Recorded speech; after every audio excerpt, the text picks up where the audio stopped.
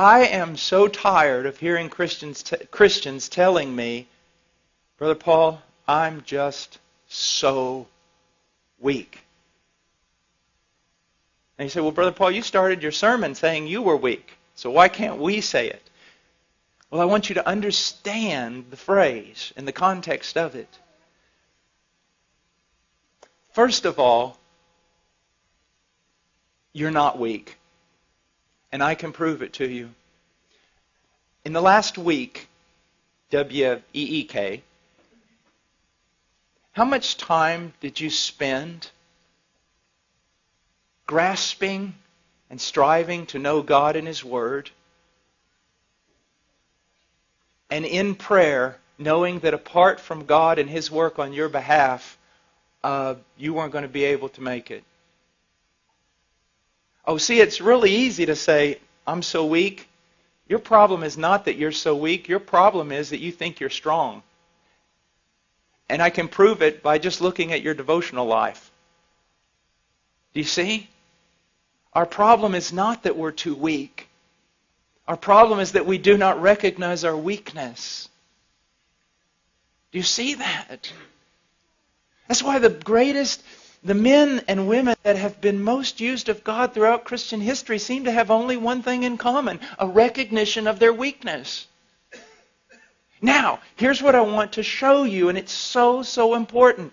Weakness is not a hindrance to power. Weakness is the catalyst to spiritual power. The problem is wrong response. So first of all, you need to recognize something. Everybody's weak. Everything that is demanded of you in the New Testament is absolutely impossible for the natural man. There you go. So now everybody's on the same level. Me, you, Spurgeon, John Piper, all of us, everyone's weak. That's it. Now you can't use weakness as an excuse anymore because everybody's just as weak. No one can do this stuff. No one. So there you go. We're weak. The question is, what do we do? Now, many people just mouth weakness because it's the Christian thing to say. I'm weak. Other people find it very convenient to use that phraseology. Why? Because they can use it as an excuse for their sin. Well, I'm weak. Everybody's weak. But the right mindset here is in recognizing your weakness, it drives you to God. Immediately to God. Believing in faith that He's the fountain He claims to be.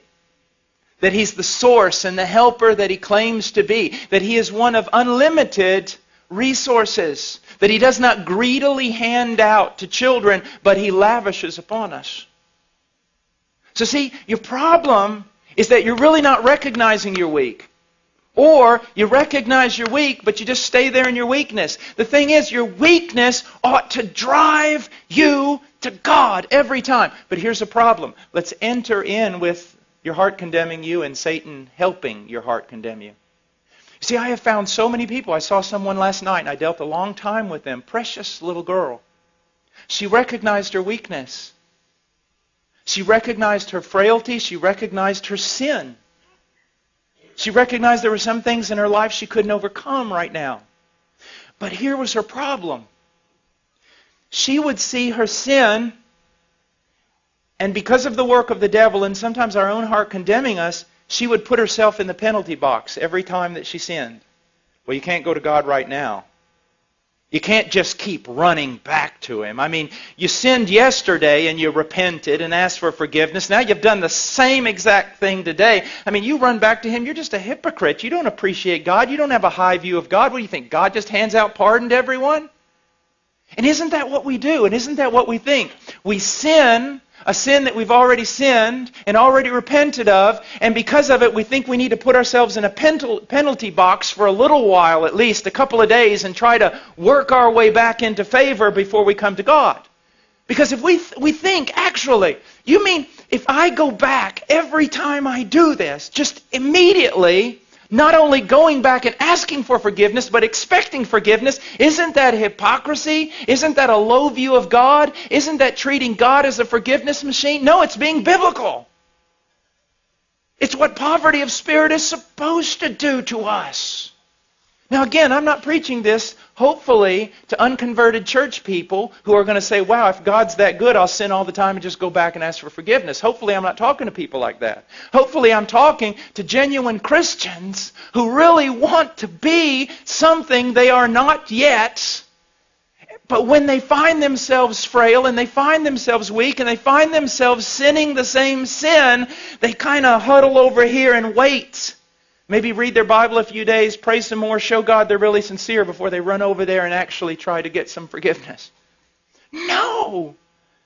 One of the great joys of my life is when I discovered that the moment I sin the sin I always sin, my first response ought to be to latch a hold of Christ. And not beggarly, not thinking, oh, here I am, you ought to strike me down. But no, I latch a hold of Christ saying, I believe your promises. I am in a different realm. I am free. I am a saint. I've been moved out of Adam and condemnation and law. All of it was paid for on that tree. When He died, He knew all of it. He forgave all of it. I'm free. It's absolutely spectacular.